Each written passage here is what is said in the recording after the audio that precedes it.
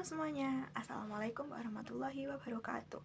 Aku Lutfi Widyandayani dengan NIM 256151054 dari Prodi Tadris Bahasa Indonesia, Fakultas Adab dan Bahasa, Universitas Islam Negeri Radin Masaid Surakarta.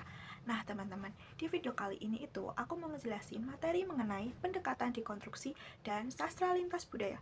Nah teman-teman, disimak baik-baik ya videonya.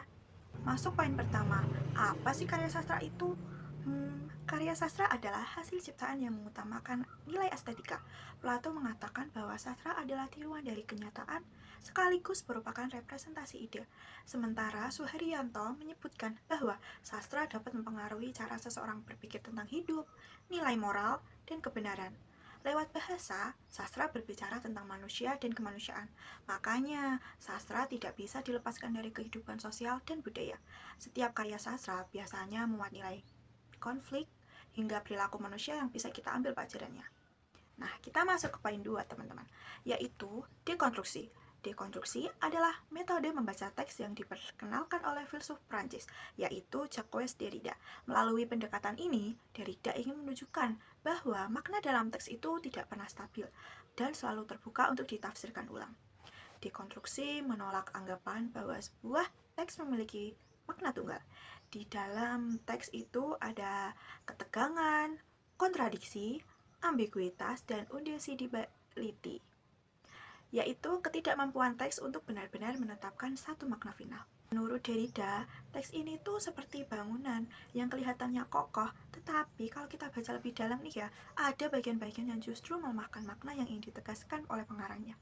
Ada beberapa konsep utama yang harus diperhatikan, yaitu yang pertama, logocentrisme, keyakinan bahwa ada makna utama yang paling benar dalam teks. Dekonstruksi ingin meruntuhkan cara berpikir ini. Yang kedua yaitu oposisi biner. Misalnya nih ya, laki-laki atau perempuan, kuat atau lemah. Menurut Derrida, dunia kita ini dipenuhi oleh oposisi biner dan biasanya salah satu dianggap lebih tinggi. Dekonstruksi membalikan dan menggoyahkan hierarki ini. Yang ketiga yaitu difference, istilah khas Derrida untuk menjelaskan bahwa makna selalu tertunda dan bergeser, tidak pernah final. Poin keempat yaitu dekonstruksi dalam sastra lintas budaya. Sastra lintas budaya adalah kajian tentang pertemuan dan interaksi antara budaya dalam karya sastra. Nah, disinilah dekonstruksi menjadi berguna. Mengapa sih bisa berguna? Karena ketika suatu karya melibatkan dua atau lebih budaya, biasanya terjadi kayak ada negosiasi makna, gesekan nilai, dan transformasi identitas. Maka budaya tidak pernah sepenuhnya stabil. Dekonstruksi membantu membongkar bagaimana budaya yang berbeda saling mempengaruhi, saling mendominasi, atau bahkan saling menegasikan. Kita masuk poin kelima, yaitu contoh penerapan dekonstruksi. Di sini aku ngambil film kayak Appropriate Stereotype. Di film ini tuh ya, perempuan tampak diberi peran tradisional sebagai simbol kecantikan dan kesopanan. Namun, pendekatan dekonstruksi menunjukkan bahwa peran gender yang dianggap wajar ternyata hanyalah konstruksi. Identitas gender bisa dipertanyakan dan tidak bersifat hitam putih. Bahkan nih ya, ada sisi-sisi yang justru melemahkan makna utama yang ditampilkan. Ketika dibaca melalui kacamata sastra lintas budaya, film ini juga menggambarkan konteks Indonesia yang masih syarat nilai patriarki. Maka, konflik dalam gender film tidak hanya bersifat personal, tetapi juga budaya. Dan poin keenam yaitu sistematika dekonstruksi dalam membaca teks. Derrida tidak memberikan metode yang sangat baku, tetapi ada pola langkah-langkah yang biasanya dilakukan, yaitu yang pertama, mengidentifikasi oposisi biner. Misalnya nih ya, pusat pinggiran, laki-laki perempuan, atau kuat lemah. Nah, cari mana yang dominan dan mana yang didominasi. Yang kedua yaitu membalikan hierarki, menunjukkan bahwa unsur yang dianggap lemah ternyata justru penting dan menyanggah makna keseluruhan. Yang ketiga yaitu menemukan celah atau kontradiksi teks. Pada tahap ini, kita melihat bagaimana teks mengandung makna yang tidak konsisten atau saling meniadakan.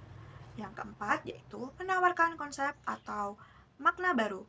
Makna baru ini tidak menetapkan kebenaran final, tetapi membuka kemungkinan tafsir lain. Pembacaan dekonstruktif berbeda dari pembacaan biasa. Pembacaan biasa mencari makna yang benar, sedangkan dekonstruksi menunjukkan bahwa tidak ada makna yang tunggal. Nah, teman-teman, aku mau tanya sama kalian.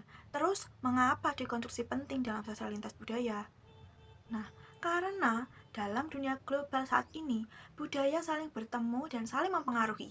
Dengan dekonstruksi, kita bisa melihat bagaimana satu budaya mendominasi budaya lainnya, bagaimana identitas dibentuk, dinegosiasikan, bahkan ditentang, dan bagaimana makna berubah ketika sebuah karya dibaca oleh kelompok budaya yang berbeda.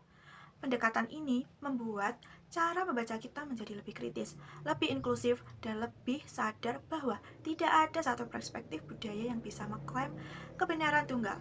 Kesimpulannya adalah, dari pembahasan tadi, kita bisa menyimpulkan bahwa makna dalam karya sastra tidak pernah tetap. Ia selalu ditafsirkan ulang.